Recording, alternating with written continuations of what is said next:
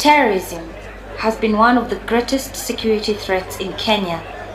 From the 1998 bombing of the US embassies in Kenya and Tanzania, which was carried out by the Al-Qaeda group led by the late Osama bin Laden. 4 years later, it was the Paradise Hotel and Kikambala bombings in Mombasa. Later on, the Al-Shabaab militia from Somalia rose with its attacks, whose climax was the Westgate Mall in 2013, which claimed over 67 innocent Kenyans, leaving many injured. We have an idea who these people are, and they are clearly a multinational collection from all over the world. In 2015, Garissa University was attacked. 147 lives were lost. These attacks have continually left hearts of many Kenyans wounded. Unfortunately, the Muslim community has come under heavy criticism after these acts of terrorism, with the critics citing radicalization and extremism of Muslim youth. Islamu tumepewa amri tuheshimu majirani wetu. Lazima muheshimu majirani. Muslim religious leaders have been blamed for being behind the radicalization and brainwashing the young people to joining terror groups in the name of jihad. Jihad, which means holy war, is a concept that was wrongly coined by the terrorist groups, and as a result, this plunged the country into numerous blame games between the Muslim community and other faiths. The Muslims, headed by their leaders, decided to speak out for the Muslim community and give the true account of Islam. Muslim religious leaders, working together with the government of Kenya, decided to look into vetting Muslim teachers at madrasas and schools so as to get the culprits responsible for the radicalization of the youth in our country. Brave, meaning building resilience against violent extremism, was a move that was born to counter and fight radicalization and violent extremism in the Muslim community as well as in the Kenyan youth in general. It was founded by Mustafa Ali together with other Muslim religious leaders and professionals. Their aim is redefining and demystifying the true meaning of jihad for everyone, including the Muslim community, to better understand it. Brave ambassadors, together with Muslim leaders in the country, put heads together to come up with resolutions to better understand the concept of jihad in Islam, as well as find ways to completely conquer violent extremism in our youth.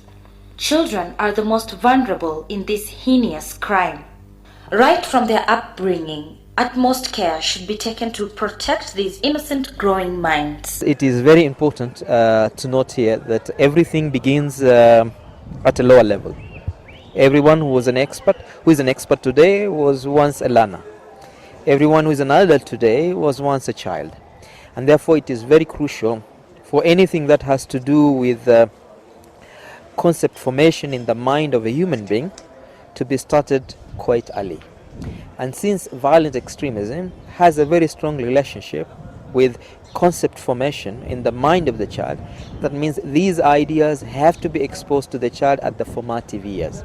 And the formative years are years between the age of 3 to age 6.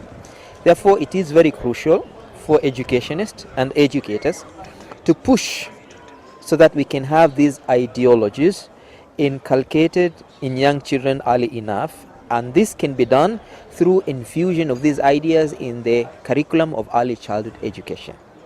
And what is the biggest threat to children as far as radicalization is concerned?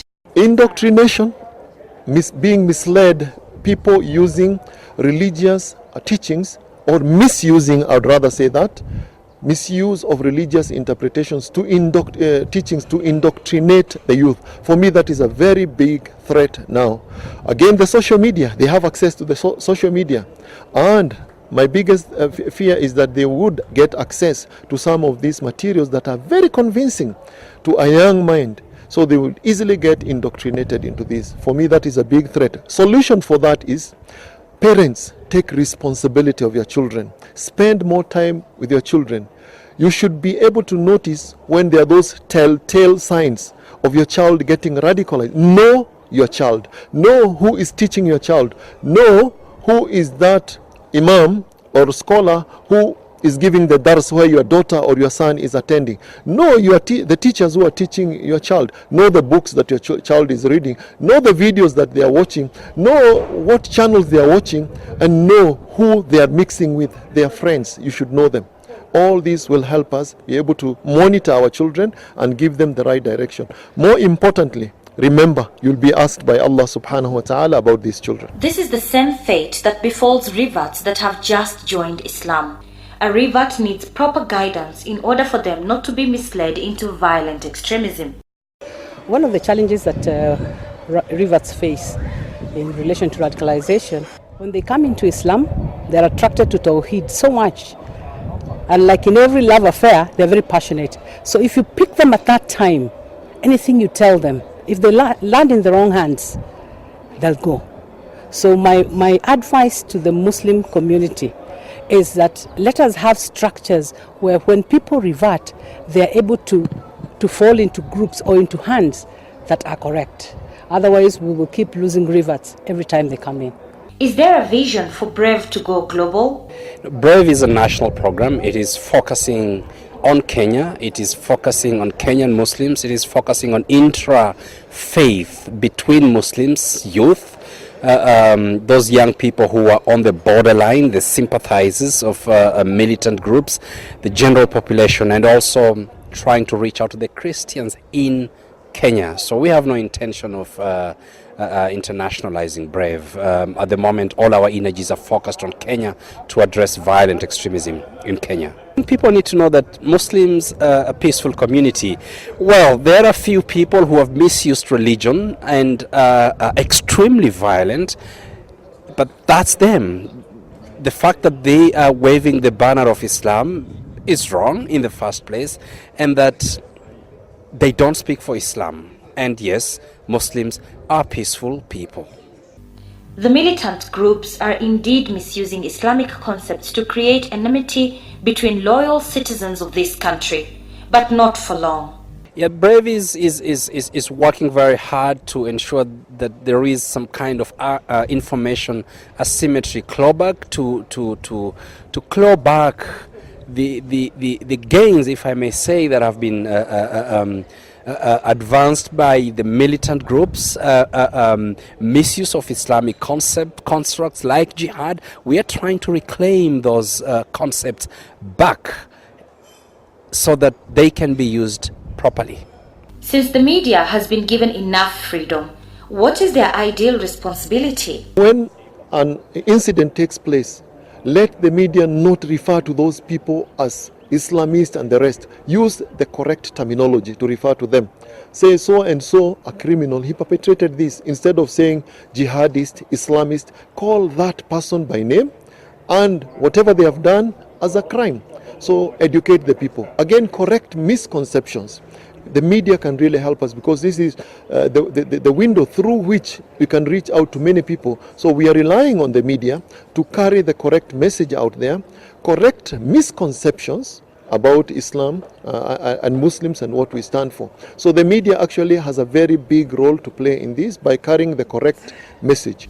Parents and teachers are the raisers and shapers of ideologies in the people they take care of. Therefore, by default, are key actors in fighting radicalization and violent extremism. It's important for the teachers, as they interact with the students and pupils right from primary school, to inculcate in them the proper behavior of a Muslim and a proper behavior of a good citizen, and also prepare these children to be able to distinguish between what is right and what is wrong, so that they are not easily gullible. They don't get easily indoctrinated by these people. The war against radicalization and violent extremism is not one for the Muslim community alone, but for all Kenyans to take a stand and say no to misconceptions and misguided principles.